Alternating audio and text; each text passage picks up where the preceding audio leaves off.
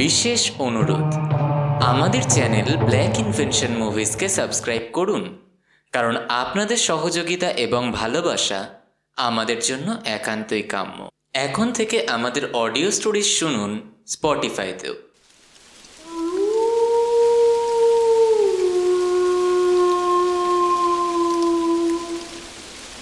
Black Invention.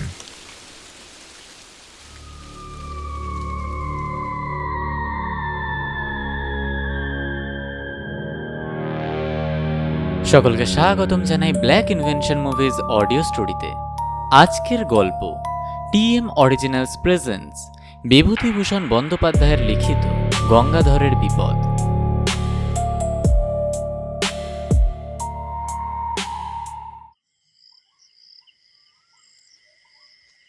অনেকদিন আগেকার কথা, কলকাতায় তখন ঘোড়ার ট্রাম চলে। সে সময় মশলা পোস্তায় গঙ্গাধর কুণ্ডুর ছোটোখাটো একখানা মশলার দোকান। গঙ্গাধরের দেশ হুগলি জেলা চাপাডাঙ্গার কাছে। অনেক দিনের দোকান। যে সময়ের কথা বলছি, গঙ্গাধরের বয়স তখন তাও 50-এর ওপর। কিন্তু শরীরটা তার ভালো যাচ্ছিল না। নানান রকম অসুখে ভুগত প্রায়। তার ওপর ব্যবসায় কিছু লোকসান দিয়ে লোকটা একেবারে মুচড়ে পড়েছিল। দোকান ঘরের ভাড়া 2 মাসের বাকি। মহাজনদের দেনা ঘাড়ে। দুপুরবেলায় দোকানে বসে থেলো হুকো হাতে নিয়ে নিজের অদৃষ্টের কথা ভাবছিল। আজ আবার সন্ধ্যের সময় গোমস্তা ভাড়া নিতে আসবে বলে শাসিয়ে গিয়েছে। কি বলা যায় তাকে? এক পুরনো পরিচিত মহাজনের কথা মনে পড়ে গেল। তার নাম খোদাদাদ খা, পেশোয়ারি মুসলমান, মেটেবুরু যে থাকে। আগে গঙ্গাধরের লেনদেন ছিল তার সঙ্গে। কয়েকবার টাকা নিয়েছে, শোধও করেছে, কিন্তু সুদের হার বড় বেশি বলে ইদানিং বছর কয়েক গঙ্গাধর সেদিকে যায় না। ভেবেচিন্তে সে মোটো বারুজে রওনা হলো। সুদ বেশি বলে আর উপায় কি? টাকা না আনলেই নয়, তাও আবার আজ সন্ধ্যার মধ্যে। মেটেবুরুজে গিয়ে খোদাদাত খায়ের নতুন বাসা খুঁজে বার করতে টাকা নিতে দেরি হয়ে গেল। খিদিরপুরের কাটিগঙ্গা পার হয়ে এসে ট্রাম ধরবে। হনন করে হেঁটে আসছে। এমন সময় একজন লোক তাকে বললে, এ সাহেব, ইধার শুনিয়ে তো যারা। সন্ধে হয়ে গিয়েছে। যেখান থেকে লোকটা তাকে ডাকলো সেখানে কতকগুলো গাছপালার বেশ একটু অন্ধকার। স্থানটা কিন্তু নির্জন। তার উপর আবার তার সঙ্গে রয়েছে টাকা। গঙ্গাধরের মনে একটু সন্দেহ যে না হলো এমন কিন্তু নয়, কিন্তু উপায় নেই। লোকটা এগিয়ে এলো। ও গাছগুলোর তলায়। সে যেন তারই প্রতীক্ষায় দাঁড়িয়েছিল। লোকটা খুব লম্বা, মাথার ঝাঁকড়া ঝাঁকড়া চুল ঘাড়ের ওপরে এসে পড়েছে। মুখটা ভালো দেখা যাচ্ছে না। পরনে ঢিলে ইজের ও আলখাল্লা। সে কাছে এসে সুর নিচু করে হিন্দিতে ও ভাঙা বাংলা মিলিয়ে বলে উঠল, বাবু, সস্তায় মাল কিনবেন? গঙ্গাধর আশ্চর্য হয়ে বলল, কি মাল? লোকটা চারিদিকে চেয়ে বললে, এখানে কথা হবে না বাবু, পুলিশ ঘুরছে, আমার সঙ্গে আসুন। ঝুপসি গাছের তলায় এক জায়গায় অন্ধকার খুব ঘন। সেখানে গিয়ে লোকটা বললে, জিনিসটা কোকেন, খুব সস্তায় পাবেন, ডিউটি ছুট মাল, লুকিয়ে দেব। গঙ্গাধর চমকে উঠল। সে কখনো ও ব্যবসা করেনি। ডিউটি ছুট কোকেন কি সর্বনেশে জিনিস! ভালো লোকের পাল্লায় সে পড়েছে। না, সে কিনবে না। লোকটা সম্ভবত পাঞ্জাবি মুসলমান, বাংলাও বলতে পারে, তবে বেশ একটু বাঁকা। অনুনয়ের সুরে বললে, বাবু, আপনি নিন, আপনার ভালো হবে, সিকি করিতে দেব। আমার মুশকিল হয়েছে, আমি মাল বিক্রির লোক খুঁজে পাচ্ছি নে। ঘুরে ঘুরে বেড়াচ্ছি কত জায়গায়, আবার সব জায়গায় তো যেতে পারি নে। পুলিশের ভয় তো আছে, কেউ কথা কইছে না আমার সঙ্গে। সেই হয়েছে আরও মুশকিল।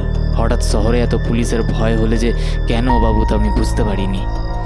আগে যারা এই ব্যবসা করতো তাদের কাছেও যাচ্ছি, তারা আমার দিকে চেয়েও দেখছে না। আপনি গররাজি হবেন না বাবু, মাল দেখুন, পরে দাম দস্তর হবে। লোকটার গলার সুরে একটা কি শক্তি ছিল। গঙ্গাধরের মন খানিকটা ভিজল। কোকেনের ব্যবসাতে মানুষ রাতারাতি বড়লোক হয়েছে বটে, বিনা সাহসে বিপদ এড়িয়ে চলে বেড়ালো কি লক্ষ্মী লাভ হয়? দেখাই যাক না। হঠাৎ গঙ্গাধর চেয়ে দেখল যে লোকটা নেই সেখানে। এই তো দাঁড়িয়েছিল, কোথায় গেল আবার? পাছে কেউ শোনে এই ভয় বেশি জোরে ডাকতেও পারবে না। চাপা গলায় বাঙালি হিন্দিতে ডাকলে, কোথায় গিয়া ও ও খা সাহেব, কোথায় গিয়া? এদিকে ওদিকে চাওয়ার পর সামনে চাইতেই দীর্ঘাকৃতি আলখাল্লাধারী খা সাহেব দাঁড়িয়ে থাকতে দেখা গেল।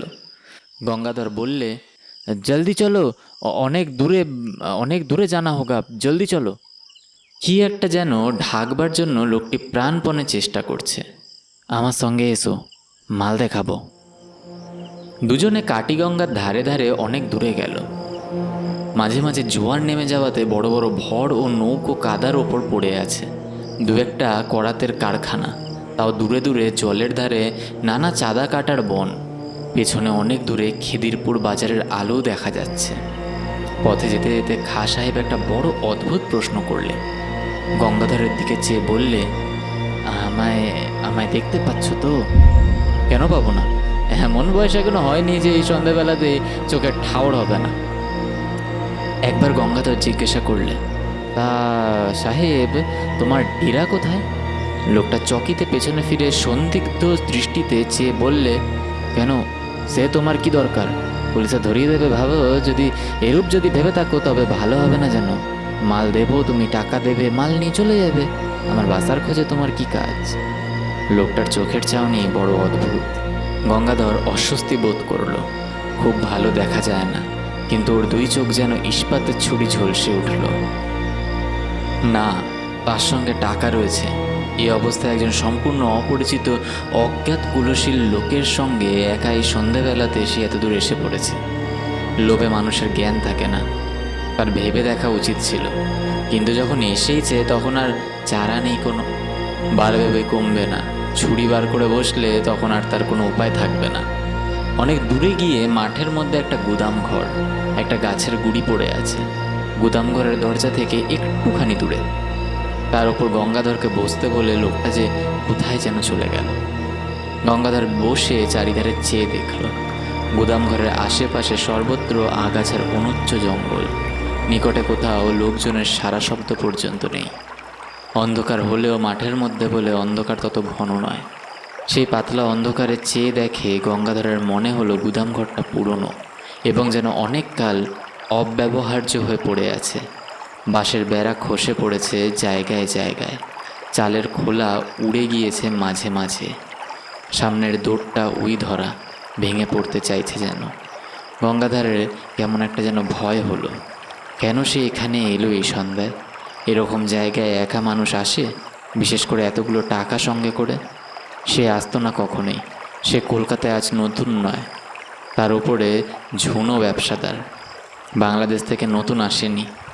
ওই লোকটির কথা সুরে যে কী জাদু আছে গঙ্গাধরকে যে টেনে নিয়ে এনেছে, সাধ্য ছিল না যে সে ছাড়ায়। এ কথা এখন তার মনে হলো। হঠাৎ অন্ধকারের মধ্যে খা সাহেবের মূর্তি দেখা গেল। লোকটার যাওয়া আসা এমন নিঃশব্দ, এমন অদ্ভুত ধরনের, যেন মনে হয় অন্ধকারে ওর চেহারা মিলিয়ে গিয়েছিল, আবার ফুটে বেরোলো।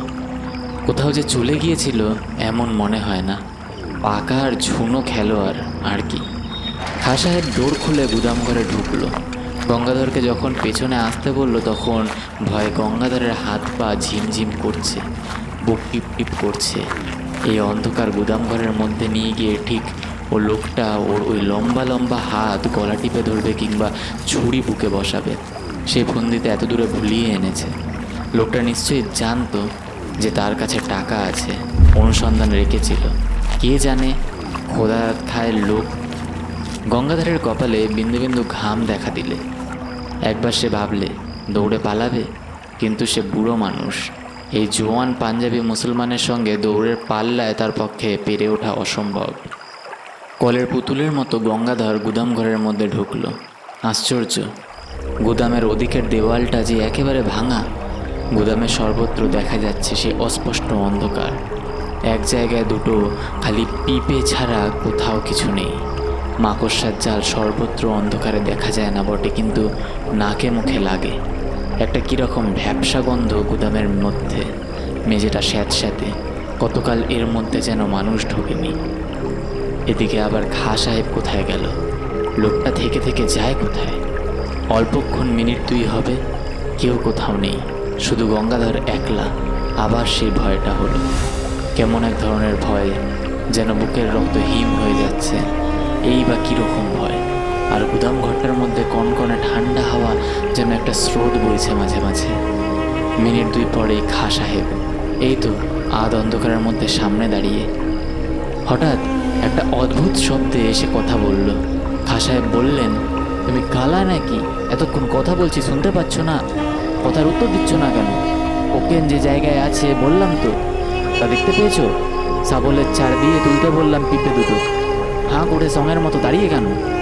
বারে, এত কথা বলেছে লোকটা, পাগল নাকি? গঙ্গাধর কেমন ভ্যাবা চাকা হয়ে গিয়েছে। মুড়ের মতো দৃষ্টিতে চেয়ে বললে, কখন তুমি দেখালে কোকেনের জায়গা? ওই কোথায় সাবল? কথা বলতে বলতে গঙ্গাধর সমস্ত খাঁ সাহেবের মুখের দিকে চাইলে। সঙ্গে সঙ্গে তার মনে হলো তার বিভ্রান্ত, বিমূঢ়, আতঙ্কাকুল দৃষ্টির সামনে খাঁ সাহেবের মুখ, গলা, বুক, হাত পা, সারা দেহটা যেন চুরচুর হয়ে গুড়িয়ে গুড়িয়ে পড়েছে। সব যেন ভেঙে বাতাসে উড়ে উড়ে যাচ্ছে। খাঁ সাহেব প্রাণপণে দাঁত মুখ খুমটি করে বিষম মনের জোরে তার দেহ চূর্ণায়মান অণুগুলো যথাস্থানে ধরে রাখবার জন্য চেষ্টা করছে, কিন্তু পেরে উঠছে না। সব ভেঙে গেল, গুড়িয়ে গেল, উড়ে গেল। আর কোথায় খাঁ সাহেব? চারিপাশে অন্ধকারের মধ্যে সে মিশিয়ে গিয়েছে। একটা ঠান্ডা কনকনে বাতাসের ঝাপটা এলো কোথা থেকে। সঙ্গে সঙ্গে গঙ্গাধর আর্তর রবে চিৎকার করে গুদাম ঘরের সাথে সাথে মেঝের ওপর মূর্ছিত হয়ে পড়ে গেল। একটা দেশি ভর কাছে কোথায় বাধা ছিল, আর মাঝিরা এসে গঙ্গাধরকে অচেতন অবস্থায় তাদের ভরে নিয়ে যায়। তারাই তাকে দোকানে পৌঁছে দেয়। গঙ্গাধরের টাকা ঠিক ছিল, কানাকড়িও দেখা যায়নি, তবে শরীর শুধরে উঠতে সময় নিয়েছিল। অনেক দিন পর্যন্ত অন্ধকারে সে একা কিছুতেই থাকতে পারত না।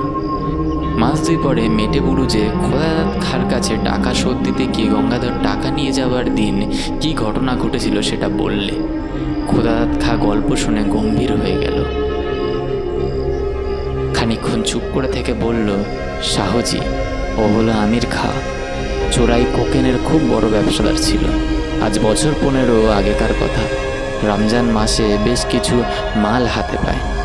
তক্তাঘাটের কাছে একখানা জাহাজ ভিড়েছিল, সেখান থেকে রাতারাতি সরিয়ে ফেলে। জাহাজের লোকের সঙ্গে শর ছিল। কোথায় সে মাল রাখতো কেউ জানে না। সেই মাসের মাঝামাঝি সে খুন হয়। কে বা কেন খুন করলো জানা যায়নি, কেউ ধরাও পড়েনি। তবে দলের লোকেই যে খুনটা করেছিল এটা বোঝা কঠিন নয়। এই পর্যন্ত আমির খাঁর ঘটনা আমি জানি। আমার মনে হয় আমির খাঁ সেই থেকে ঘুরে বেড়াচ্ছে তার মাল বিক্রি করার জন্য। ওর পুরনো কোকেনের বাক্স হয়েছে দক্ষক্ষরের বোঝা। তা বাবু, সে গুদাম ঘরটা কোথায় তুমি দেখাতে কি পারবে? গঙ্গাধর অন্ধকারে কোথা দিয়ে সেখানে গিয়েছিল তা তার মনে নেই। মনে থাকলেও সে যেত না। পথে আস্তে আস্তে গঙ্গাধরের মনে পড়ল পুরনো ভাঙা গুদাম ঘরটার অস্পষ্ট অন্ধকারের মধ্যে আমির খাঁয়ের মুখে সে হতাশা ও অমানসিক চেষ্টা করেও হেরে যাওয়ার দৃষ্টিটা। হতভাগ্য, এতদিনেও কি বোঝেনি যে সে মারা গিয়েছে? কে উত্তর দেবে? ভগবান তার আত্মাকে শান্তি দিন।